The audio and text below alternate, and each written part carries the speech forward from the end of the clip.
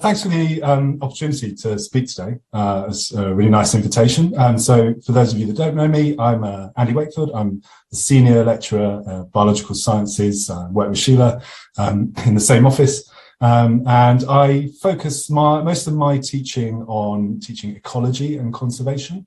And I run a second year unit called Ecology and Conservation. I took over this unit a few years back from another member of staff, maybe 5-6 years ago. And it used to have a continuous assessment element, which was an individual essay students wrote on some conservation topic. I did that for 1 year, but just felt like it needed a bit of a revamp. So I brought in a new type of assessment, which is what you can see here. For students, instead of writing an individual essay, they work in pairs to produce a podcast on a very similar topic. And the rationale behind this was manyfold, but to basically give students an opportunity to improve or hone their communication skills, as effective communication is arguably one of the most important yet under-emphasized elements in formal teaching of conservation biology. There's a good paper suggesting that from a few years back.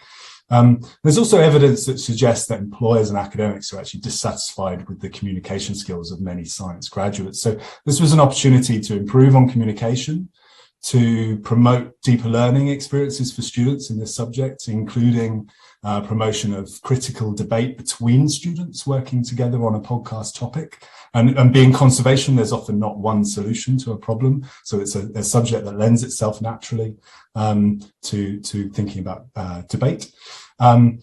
Also to offer students an opportunity for collaborative learning within their program of study.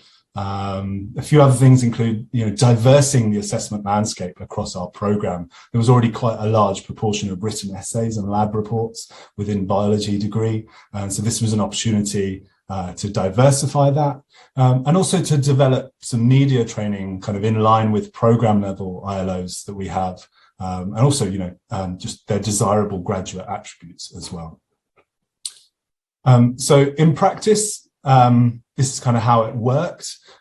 So it starts off with me signposting students towards professional podcasts within environmental issues. So things produced, say, by BBC Radio 4, some good ones. And then we have a practical devoted to the editing software side of things. So building their assessment literacy. But within that practical, we also have a couple of exercises that are designed to build assessment literacy and allow students to gain an active role in that feedback process by taking on the perspective of the marker.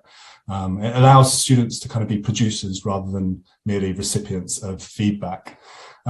So we get them to complete a sort of partially blanked marking criteria and then have a go at using that to mark some previous podcasts that were produced by the year before or the year before that. And that gives them a chance to mark something similar to what they will produce and use the marking criteria and get familiar with it. But it also allows them to listen to a range of exemplars, from those which were okay to those which were outstanding in that given year. The structure of the assessment is formative to summative. So the students are randomized in their pairings for a 5-minute formative podcast on a topic that's given to them.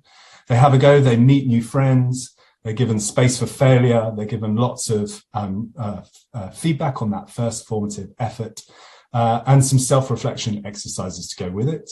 And they get all these different types of feedback that come their way before their summative podcast, which is where they get to choose their own partner. It's a slightly longer duration. And for this year, we've given them a choice in the topics.